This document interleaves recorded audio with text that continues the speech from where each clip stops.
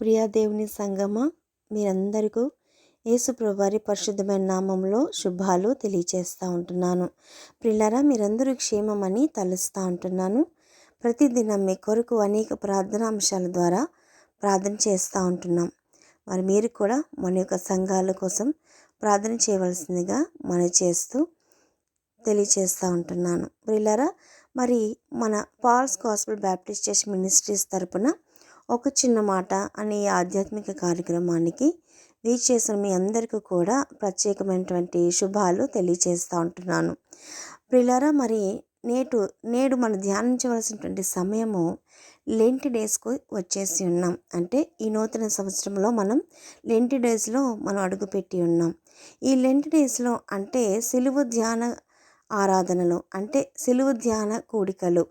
ఈ సిలువ ధ్యానాన్ని మనం ఎందుకు ధ్యానించాలి అంటే, మనం మారు మనసు పొంది దేవుని వైపు తిరగడానికి ఇది ఒక పరీక్ష సమయం లాంటిది.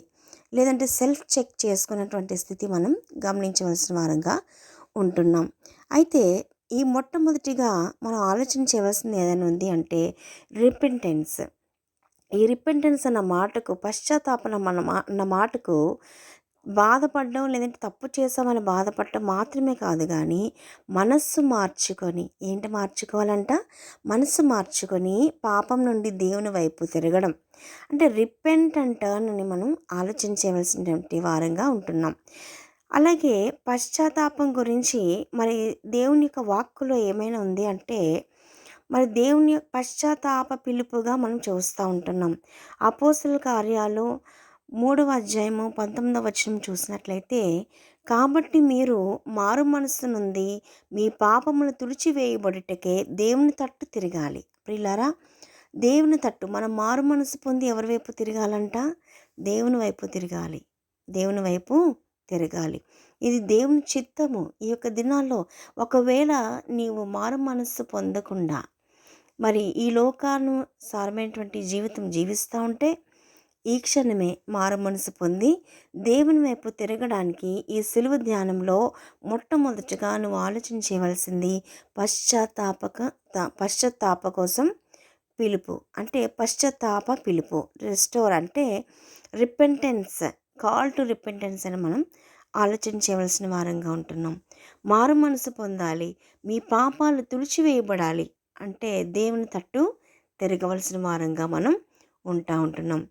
అయితే ఈ లూకాసు వార్తలో 13వ అధ్యాయం 3వ వచనంలో చూసినట్లయితే, మీరు మారు మనసు పొందని ఎడల మీరందరూ ఆ ప్రకారమే నశించరని మీతో చెప్పుతున్నాను. అయితే మారు మనసు పొందాలి, లేదంటే మనం నశించిపోతాం. కానీ ప్రభువారు ఈ లోకానికి ఎలా వచ్చారు? ఏ నరుడు, ఈ ఆత్మ నశించిపోకుండా ఉండడానికి ఆయన రక్షకుని మాదిరిగా మనం మధ్యలో ఆయన వచ్చి ఉన్నారనే విషయం మనకు తెలుసు. మరి నిజమైన పశ్చాత్తాపం ఏదైనా ఉంది అంటే, మారు మనస్సుకు తగిన ఫలము ఫలించుడి. ప్రియులారా, మారు మనస్సుకు తగిన ఫలము, నిజమైన పశ్చాత్తాపము.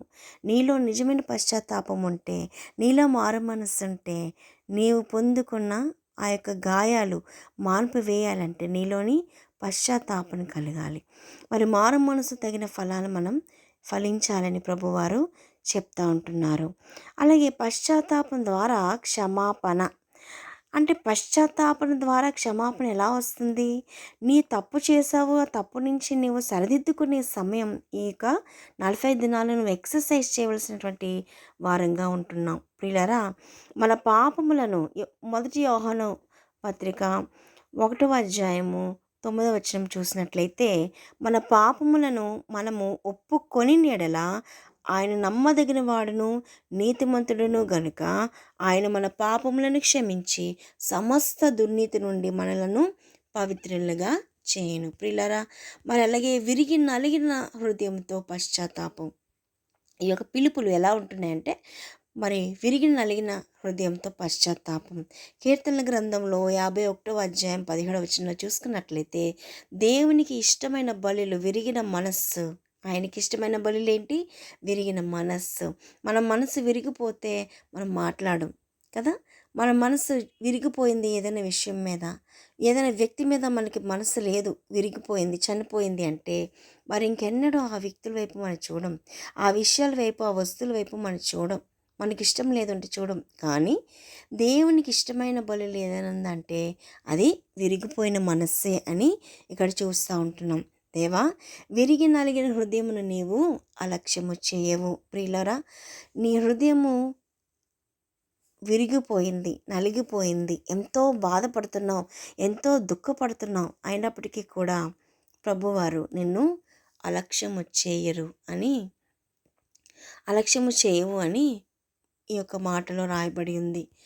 మరి పశ్చాత్తాపం గురించి ఈ యొక్క మరి ఒక వ్యక్తి తప్పును అంగీకరించి దేవుని కృప కోసం వెతుకుతూ కదా, ఈ యొక్క సిలువ ధ్యాన కూటాల్లో మన దేనికోసం మనం ప్రాక్టీస్ చేయాలంటే దేవుని యొక్క కృప కోసం మనం పశ్చాత్తాపపడ్డానికి, నిన్ను నీవు శుద్ధిని చేసుకొని పాపం నుండి దేవుని వైపు తిరిగే సమయము ఆసన్నమైందనే విషయాన్ని మనం తెలియజేస్తూ ఉంటున్నాం. ప్రియ విశ్వాసి, నీ హృదయం బాగుపడాలన్నా, నీవు పరలోక రాజ్యంలో చేర్చబడాలి అన్నా నీవు మారు మనసు పొందాలి. నీలో ఉన్న రోగము మరణ పాశంలో నువ్వు ఉంటా ఉంటే, మరి మరణ రోగము నుంచి నిన్ను నీవు తప్పించుకోవాలి అంటే, నరకము నుంచి నువ్వు తప్పించుకోవాలి అంటే, పాతాళపు లోయలో నుంచి మరి ఈ యొక్క ఇహలోకము నుంచి నువ్వు తప్పించబడాలి అంటే నేముండాలంట? పశ్చాత్తాపన కలిగినటువంటి జీవితము నీవు జీవిస్తేనే తప్ప, మారు మనసు పొందితేనే తప్ప దేవుని నువ్వు చూడలేవనే విషయాన్ని గ్రహించుకోమని మనం చేస్తూ, ఈ చిన్న పరిశుద్ధమైన మాటలు దేవుడు మనందరి వెనుకడిలో దీవించి ఆశీర్వదించును గాక. ఆమెన్.